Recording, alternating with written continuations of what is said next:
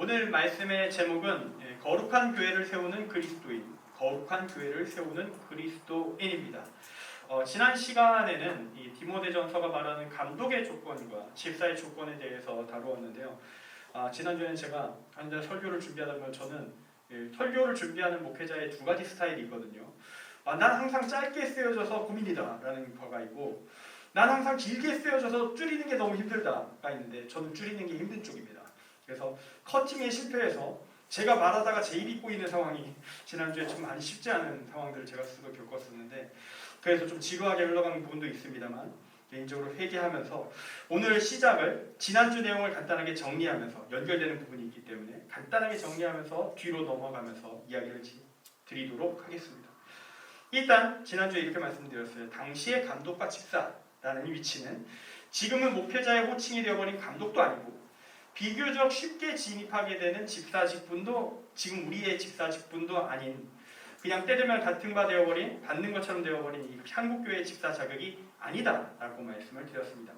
집사, 감독, 그리고 감독 후보군이 되기도 했던 장로까지 해서 당시에 이 집사, 장로, 감독의 직분은 모두 평신도의 직분이었고요.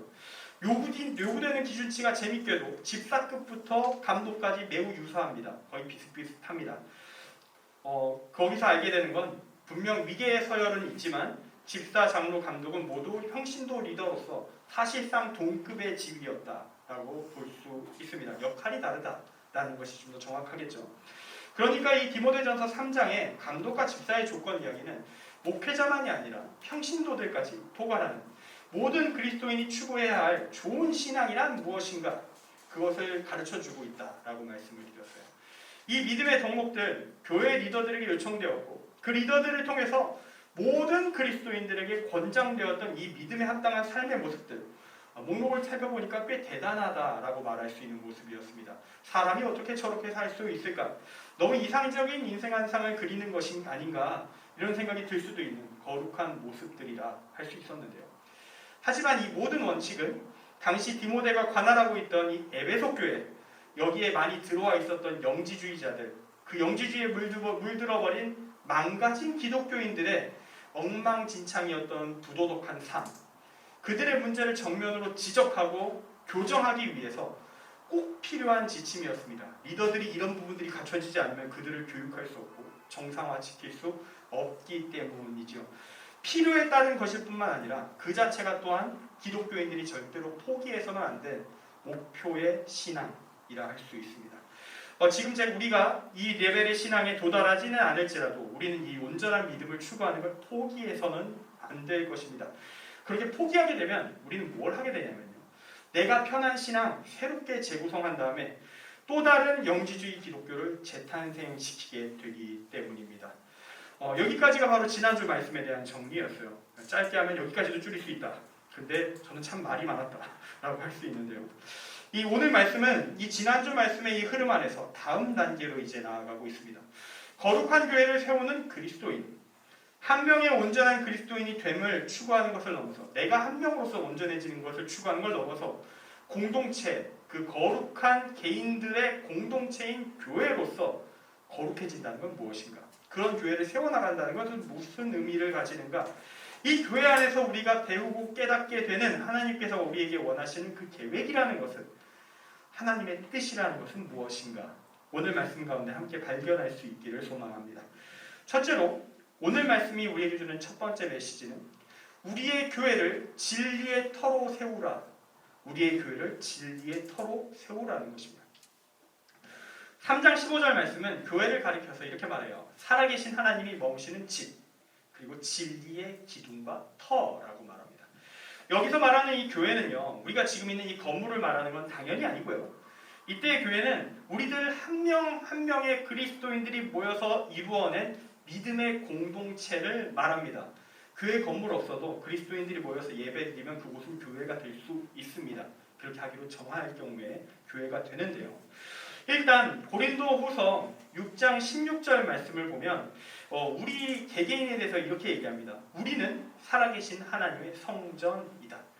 우리 한 명 한 명이 하나님이 계실 수 있는 처소가 되어야 한다는 점에서 우리 한 명 한 명은 다 모이지 않아도 우리 한 명 한 명도 교회가 될 수 있습니다. 주님이 모아보시는 처소라는 의미에서 우리가 제대로 그런 처소가 돼야 된다는 의미에서 우리 한 명 한 명도 교회라 불릴 수 있다는 거예요. 그리고 에베소서 2장 20절부터 22절에서는 이렇게 적혀 있어요. 그리스도 예수 안에서, 주님 안에서 각 개인으로서 교회가 되는 그리스도인들이 하나하나가 다 연결이 되어서 또 하나의 온전한 성전 교회를 이루어내는 것에 대해서 이야기를 합니다. 이때의 교회는 이렇게 될 수 있어요. 그리스도인들의 공동체, 우리 청년부 공동체, 오픈투교회 공동체, 이런 공동체를 부르는 명칭이 됩니다. 이렇게 공동체로서 교회가 되었을 때 서로 연결된 각 개인으로서의 교회들이 또 믿음의 성장이 있을 수 있다. 함께 올라가게 된다라고 에베소서 말씀은 이야기하고 있어요. 이렇게 성령 안에서 우리가 하나님의 거하실 처소가 되어 간다고. 그리스도 예수 안에서 함께 지어져 간다. 성장한다고 성경은 말합니다. 이것이 바로 우리가 교회로 모여야 되는 이유인 거예요. 한 명 한 명이 신앙생활 잘하려고 버티려가는 안 된다는 겁니다. 우리는 함께 뭉쳐서 서로를 격려하고 독려하고 서로의 부족함을 채워가면서 함께 성장해야 빠르게 그리고 굳건하게 상태를 유지할 수 있다라는 것이죠.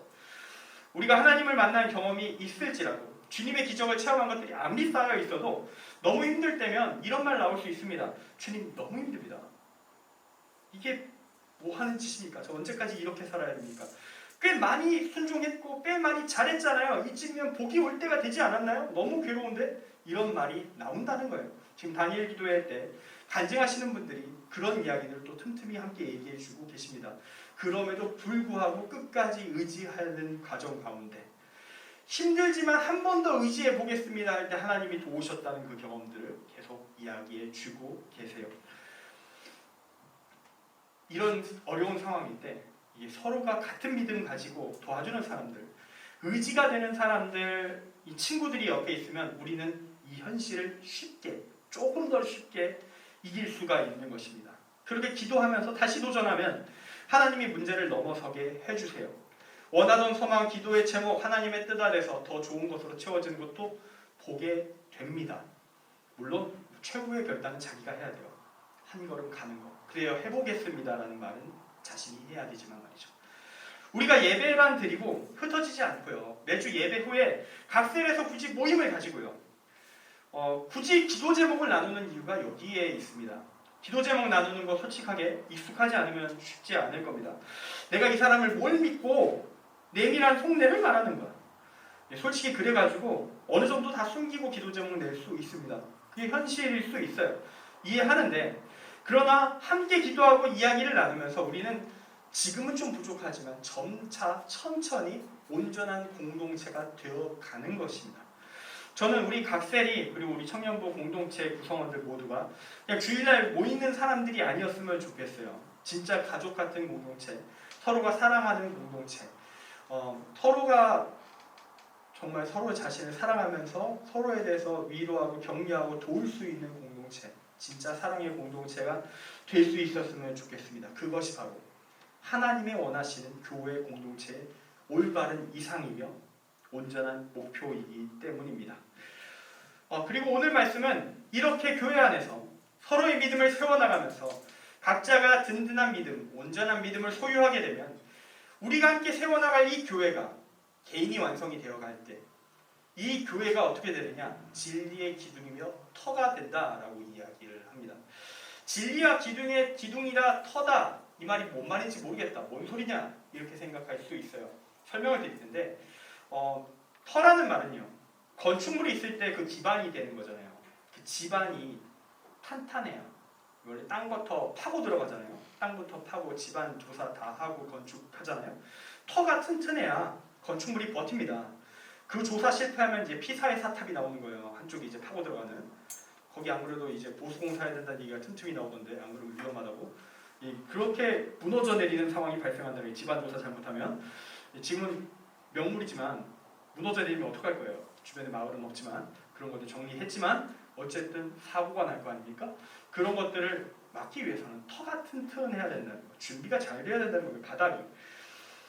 즉 또한 이 기둥이라는 것은 건축물이 있을 때 가장 근본이 되는 이 기둥들이 튼튼하게 있어야지. 그것이 이제 금이 가거나 부서지면 이제 건축물이 통째로 와르르 무너질 수 있잖아요.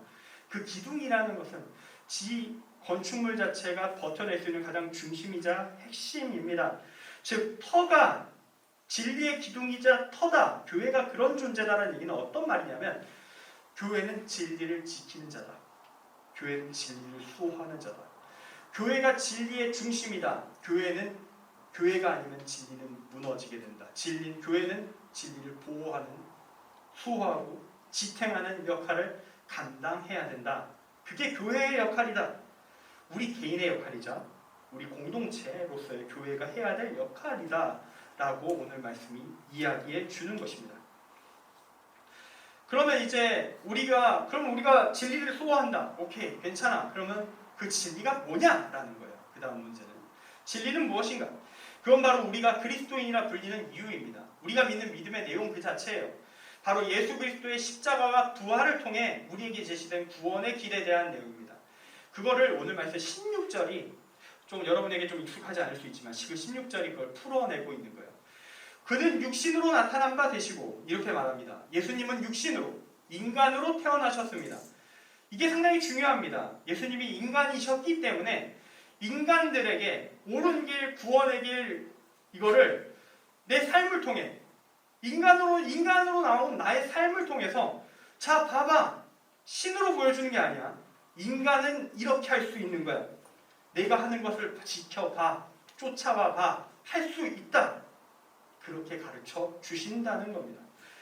자신의 삶을 통해서 십자가를 향해 나아가는 그 철저히 하나님을 따라가는 그 삶을 통해서 인간은 이렇게 살아 구원받을 수 있다라는 것을 온몸으로 증명하시는 거예요.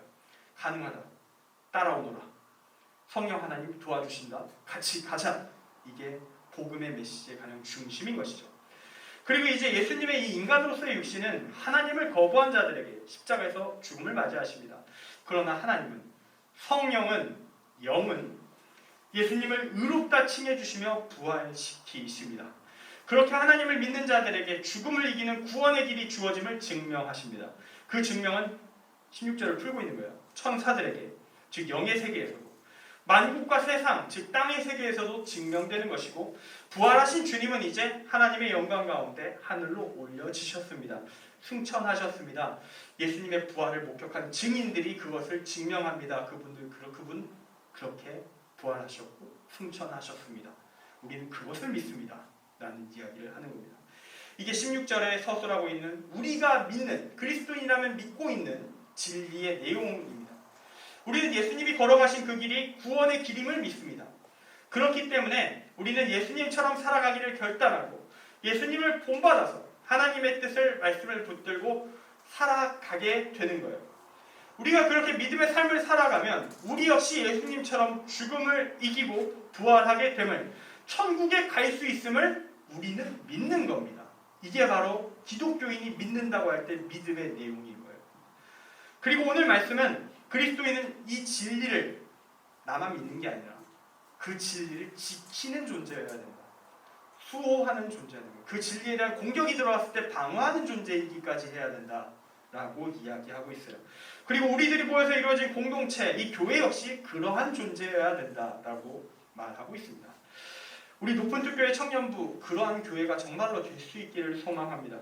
우리 각 개인이 주님을 정말로 잘 믿어서 제대로 믿어서 하나님의 뜻이 무엇인지 알기 원하고 말씀을 묵상하고 설교를 듣고 깨닫고 그 깨달음을 삶 속에서 실천해 나가면서 세상에 빛이 되는 한 사람 한 사람이 될 수 있기를 소망합니다. 그리고 우리 각 개인이 청년부 공동체라는 이 교회로 모였을 때 이 교회 안에서 삶 속에서 어려움이 있을 때 서로가 버팀목이 되어줄 수 있기를 혼자가 아니라 함께 진리를 향해 하나님의 뜻을 추구해 나갈 수 있는 그러한 공동체로까지 우리가 그러한 사랑의 공동체가 될 수 있기를 소망합니다.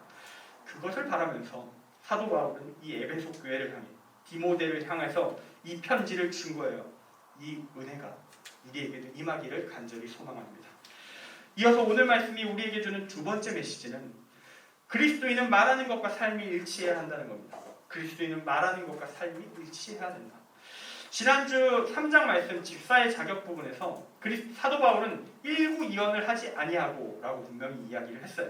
좋은 그리스도인, 제대로 된 그리스도인은 한 입으로 두 말을 안 합니다. 말한 것은 그대로 지키는 것이 진짜 그리스도인입니다. 그 말은 말부터 잘해야겠죠. 말부터 제대로 된 말을 해야 지키는 게 의미가 있을 거 아닙니까? 그런데 오늘 이 4장 1절 말씀은 교회 내에서 믿음에서 떠나서 미혹하는 영과 귀신의 가르침을 따르는 자들이 있다라고 이야기합니다. 이들이 문제가 되고 있다고 말해요. 여기서 말하는 이 사람들은 계속 제가 반복적으로 말씀드리는 디모데전서의 주요 테마, 영지주의자들을 이야기하는 겁니다. 그들에 대해서 미혹하는 영과 귀신의 가르침을 따르고 있다라고 사도 바울은 말하는데요. 이 귀신이 할로윈의 귀신도 아니고, 이 귀신이 우리가 알고 있는 처녀 귀신이나 그런 한국형 귀신도 아니고요. 우리가 알고 있는 할아버지 귀신이나 그런 할머니 귀신도 아닙니다.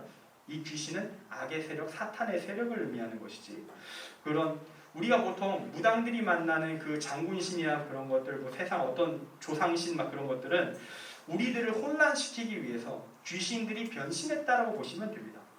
마귀들의 변신이다. 그들이 보고 싶은 대로 볼 수 있게 모양을 잡았다라고 보시면 돼요. 조상신 없습니다. 그분들 다 지금 주무시고 계십니다. 지옥 갈지 천국 갈지는 주님이 판단하시겠지만 일단 취침 중이십니다. 그분들을 굳이 깨우지 맙시다. 다만 그분들이 척하는 귀신들이 있다. 이렇게 생각하시면 돼요. 어쨌든 오늘 말씀에서 이 귀신의 가르침에 대한 얘기는 이 영지주의자들, 하나님의 뜻이 아닌 잘못된 길을 걷고 있는 사람들에 대한 이야기다라는 건데요. 이 사람들은 재밌게도 끝까지 이렇게 잘못된 길을 걷고 있으면서도 교회에 남아있습니다. 여전히 자신들을 기독교인이라고 칭하면서 교회에 남아있어요. 그들은 어떤 식으로 교회에 남게 됐냐면요. 예수님을 이렇게 설명합니다.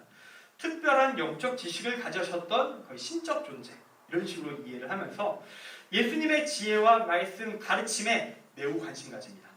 그래서 우리가 여러분이 예전에 기억날지 모르겠는데 옛날 도올 씨가 막 이런 식으로 막 이런 거 연구하고 막 그랬다고 하는 그 도마복음 같은 게 그런 책인 거예요. 예수님의 말씀, 어록만 모아놓은 책, 외경이라고 하는데 성경에 포함되지 않는 데는 이유가 있습니다. 그런 것들은 나중에 예수님이 탄생하시고 예수님이 사업한 1세기, 100년 안쪽에 보통 성경이 다 작성되는데 그런 책들은 보통 200년, 300년 후에 작성이 돼요. 연대상 너무 밀리고 이미 신빙성을 잃을 정도의 기간이 되었다 해서 외경으로 해서 성경으로 취급하지 않습니다. 근데 그런데 열광하는 사람들이 있죠. 거기에도 혹시 뭔가 조각 정도는 있을지 모르겠지만 굳이 그걸 볼 필요는 없다는 겁니다. 교회가 굳이 그걸 밀어서 잘라낸 데는 이유가 있으니까 말이죠. 여기가 지금 이거 조금 많이 갔어요. 그래서 다시 말씀으로 돌아갈 텐데 이 사람들은 예수님을 이런 특별한 영적 지식을 가진 자로 취급하면서 말씀의 가르침에 관심을 가져요. 대신 뭐에 관심을 끄느냐? 예수님의 삶에 대해서는 완전히 관심을 끊습니다. 그분의 인생, 특히 십자가는 깔끔하게 버립니다. 십자가는 쓰레기통에 쳐놔요. 그분은 죽지 않았다. 그분은 연기를 하신 것이다. 신적 존재가 죽은 척한 거다. 막 이런 식으로 하면서 말을 발심 이상하게 풀면서 이 다른 얘기를 해요. 실제 기독교의 복음과 다른 이야기를 펼쳐갑니다. 그들이 믿은 예수님은 반쪽짜리예요. 가르침만 남고 삶이 사라진, 십자가가 사라진 가짜, 반쪽짜리 예수님을 믿습니다. 반쪽짜리가 생명이 있을 리가 없잖아요. 사람이 두 쪽이 났는데 그게 살아있겠습니까? 그들이 만든 예수는 진짜 예수님이 아닌 거예요. 이런 잘못된 사람들이 보여주는 그들의 삶은 어떨까요? 사도 바울은 그들에 대해서 이렇게 말해요. 자기 양심이 화인을 맞았다. 이게 인두로 지져서 외식함으로 거짓말하는 자들이 되었다고 얘기하는데 화인, 인두에 지졌다는 말은 양심이 없어졌다는 이야기예요. 그리고 외식한다는 이야기는 겉으로 보여지는 형식만 있었다는 이야기입니다. 아까 말했듯이 이들은 예수님의 말씀, 가르침, 지식에는 관심이 있는데 성경에 참 좋은 말들 그런 것들에는 관심이 많은데 그 지식이 반쪽짜리였기 때문에 예수님의 삶, 진짜 실천하는 부분들은 삭제되어 있기 때문에 그들의 말은 결국 성경을 온전히 전하지 않는 가짜, 거짓말이 될 수밖에 없다는 것이죠. 간단하게 예를 들면 이런 식입니다. 세상이 빛이 되라고 말씀하셨습니다. 예수님께서. 그 빛, 영광의 빛, 이것을 어떻게 설명하느냐? 놀라운 하나님의 지혜와 지식을 깨달은 자가 되는 것이다. 이런 식으로 푸는 겁니다. 그러니까 성경 말씀을 공부합시다. 말씀의 내용을 깨닫는 데 집중합시다. 사랑의 실천 그런 거 얘기하지 맙시다. 거듭나면 영적으로 깨달으면 기도하다가 뭔가 받은 게 있으면 자연히 바뀌는 거야. 그러니까 실천을 신경 쓰지 말고 말씀을 파고들고 연구하고 기도하는 데만 집중하자. 예, 이런 게 이단인 거예요. 예수님의 삶을 따르는 걸 깔끔하게 버리고 성경의 실제를 버리고 자신들이 원하는 것만 챙겨가는 그것이 바로 이단인 겁니다. 완전히 틀린 말이에요. 왜냐하면 세상의 빛이 되라는 게 마태복음 5장 14절 말씀은 바로 이어서 이 말이 붙거든요. 산 위에 있는 동네가 숨겨지지 못할 것이다. 화전민촌, 이 땅의 어두운 현실을 빛으로 밝혀라 라는 분명한 실천적인 메시지가 그 안에 같이 엉켜 있는데 그걸 그냥 진리탐구로 받아들인다고요? 잘못된 길이죠. 자기가 원하는 대로 재구성한 겁니다. 이렇게 양심을 인도로 지진 자, 하나님의 말씀을 비틀어서 그 안에 담겨있는 삶을 제시한 자는, 제거한 사람들은 자연스럽게 말과 행동이 따로 놀게 돼 있어요. 그들을 향해 사도 바울은 가짜라고 이야기하고 있는 것입니다. 이 가짜 그리스도인이 될 수 있는 가능성 사실 우리 모두에게 존재해요. 교회에서는 누구보다도 거룩하고 선한 사람이 교회에 나가면 교회를 나가서 사회에 나가면 바로 이기적이다. 바로 이기적이며 세상 사람보다 더하다 하면 그는 가짜입니다. 교회에서는 죄의 고백을 하고 눈물 흘리며 저분 참 믿음의 대단한 사람이다라고 불리지만 막상 나가서는 죄를 저지르고 악평을 받고 있다면 그는 가짜입니다. 그간 회개 기도는 다 쇼에 불과한 거예요. 자, 그러면 이제 이걸 묻는 겁니다. 우리의 믿음은 어떠냐는 거예요. 나는 멀쩡하냐? 남 공격하기 전에 나는 멀쩡하냐를 물어야 되는 게 복 말씀을 이해하는 핵심이죠. 지금 당장은 교회에서 배우고 알게 된 믿음의 본질 못 쫓아갈 수 있습니다. 그 사랑의 모습과 나의 삶의 실천 따로 놀고 있을 수 있습니다. 보통 삶이 못 따라와요. 다만 가짜가 됐냐 진짜가 됐냐를 가르는 지점은 어디에 있냐면 그럼에도 진짜가 되려고 노력하고 있냐는 것입니다. 포기했냐 포기하지 않았냐가 진짜이냐 가짜이냐를 가릅니다. 우리가 포기하지 않는 사람들 되기를 원합니다. 그러한 진짜 그리스도인으로 끝까지 남아서 모두 구원받을 수 있기를 소망합니다. 마지막이에요. 오늘 말씀이 우리에게 주는 세 번째 메시지는 그리스도인은 내가 살아가는 이유를 말씀 안에서 세운 존재라는 것입니다. 내가 살아가는 이유를 말씀 안에서 세웠다. 여기서 3절 말씀 보면 이 죄에 빠진 가짜 그리스도인들이 결혼을 금지하는 자들이 있었다라고 기록합니다. 영지주의자들에 대해서 틈틈이 말씀드렸지만 그들은 이렇게 생각했어요. 육체는 더러운 것이다. 그리고 나는 이미 영적인 지식을 획득해서 구원의 영의 세계에 진입했다. 그러므로 나는 세상의 제도에 얽매이지 않는다. 그러므로 결혼을 거부합니다. 근데 이 생각 들잖아요. 결혼 하나님이 세우신 제도인데 근데 왜 하나님이 세우신 제도도 거부해? 너희들 하나님 믿는다며? 아니면 적어도 진리는 믿는다며? 근데 왜 하나님이 세우신 제도를 거부해? 이런 생각이 들잖아요. 예, 여기서 문제가 발생하는 거예요. 그들은 이렇게 생각합니다. 내가 곧 신인데 내가 바꾸면 되지. 내가 영적인 지식, 신에 이르는 지식과 지혜를 가졌는데 내가 새로 바꾸면 되지. 내가 또 다른 지혜를 깨달았거든. 이런 식으로 말해 버리는 거예요. 이런 케이스 지금도 있습니다. 교회에도 심지어 있어요. 성령운동의 일종으로서 현재 연재도 아직까지 성행하고 있는 신사도 운동이라고 하는 이단적 활동이 있습니다. 거기서는 일반적인 성령운동이었으면 그냥 성령운동이면 은사 받는 거 좋아하고 막 그런 특별한 체험 강조하는 그런 그룹이면 그 자체가 이단이 안 됐을 거예요. 근데 그들이 이단이 된 이유는 뭐 때문이냐면 내가 특별한 계시를 받는다. 내가 새롭게 사도가 세워진다. 내가 예언자가 될 수 있다. 그러므로 내가 받은 계시는 하나님의 말씀을 대체할 수도 있다. 까지 가니까 문제인 거예요. 여기서 내가 좀 더 많은 얘기를 할 수 있었지만 제가 더 말을 끊을게요. 시간이 되어가고 있기 때문에 더 많은 얘기를 하지 않을 텐데 성경 말씀에 우리 여러분이 신앙생활하면서 진짜 조심해야 될 것이 뭐냐면 신앙생활하면 다양한 영적 체험하시고 체험도 많이 하시고 여러 가지 하나님 음성 듣는 경우도 있고 여러 가지가 있을 텐데 아직은 부족할지라도 언젠간 그런 경험들 할 텐데 기억하십시오. 구약과 신약을 통틀어 성경 말씀과 여러분이 받은 것이 서로 충돌한다면 그건 가짜입니다. 그게 분별의 기준인 거예요. 하나님의 뜻은 과거나 지금이나 동일합니다. 그것이 지금 우리에게도 새롭게 주어진 것들도 같이 결합되지 않으면 우리가 받은 게 가짜인 거예요. 우리가 그것을 잊어버리게 되면 내가 받은 것들에 휘둘리면서 내가 스스로 가짜로 망가져가는 길을 기쁘게 걷게 됩니다. 왜냐? 특별한 걸 얻은 거다라고 생각하면서 자기 멋대로 걷다가 망가지게 되는 거예요. 오늘 말씀을 좀 다시 자세히 보면 이렇게 망가져가는 것들에 대해서 얘기하면서 뒷정리를 좀 오늘 빨리 마무리를 해야 될 것 같아서 보는데, 그 혼인을 금하는 것은 이런 의미에서 그들이 그렇게 금지하고 거부했습니다.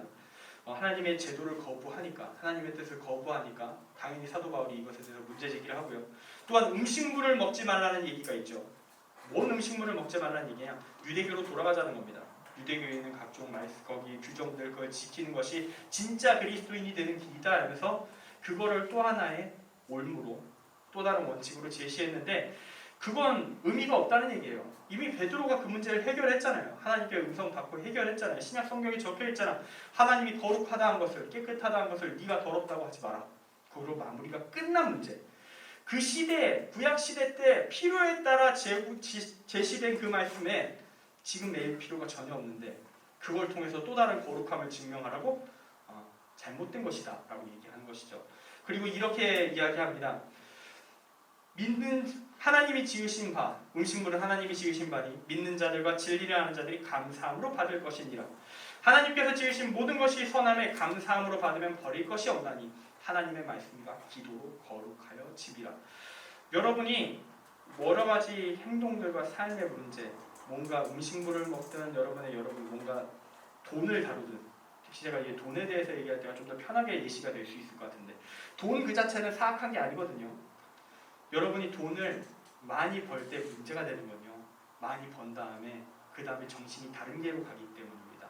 돈을 감사함으로, 하나님의 뜻에 나에게 주어 주신 것에 감사함으로 받지 않고 내 멋대로 쓰기 시작할 때, 나의 욕망에 따라 쓰기 시작할 때 모든 것이 비틀어지기 시작하는 겁니다. 이 세상에서 하나님께서 만드신 모든 것들 상당수는 절대 악이 아닙니다. 만악의 근원이라 불리기까지 하는 이 돈의 문제마저도 그 자체는 악이 아니에요. 그걸 악으로 만드는 사람들이 있을 뿐입니다. 하나님의 말씀과 기도로 여러분이 앞으로 받고 누리고 살아가는 모든 것을 거룩하게 바꿔가십시오. 그때 여러분이 진정한 그리스도인이 될 것이며 바른 교회가 세워질 줄 믿습니다. 이제 말씀을 마치겠습니다. 오늘 말씀의 제목은 거룩한 교회를 세우는 그리스도인이었습니다. 우리 높은뜻교회 청년부가 저는 이러한 믿음의 경험들이 쌓이는 곳이 되었으면 좋겠어요. 믿음이 무엇인가를 깨달아 아는 예배의 공동체, 말씀의 공동체도 되어야 될 것이고, 또한 함께 하나님을 아는 경험들이 다양한 형태의 사랑의 교제와 다양한 행사와 프로그램 어떤 것이든 좋아요. 이 청년부에서 활동하는 이 활동들 가운데서 여러분이 하나님을 만나고 하나님의 일을 실천에 넘길 수 있는 곳이었으면 좋겠습니다. 그런 경험들이 여러분에게 충만히 쌓이면 그 가운데서 여러분이 하나님을 만나고 하나님을 알고 하나님의 뜻을 발견하고 내가 어떻게 살아야 될지를 깨닫는 순간이 올 것이기 때문이죠. 청년부는 그렇기 위해 이곳에 존재합니다. 저는 우리 교회가, 우리 청년부 공동체가 하나님의 은혜가 충만히 한없이 채워지는 공동체, 그렇게 성장할 수 있기를 바라고 소망합니다.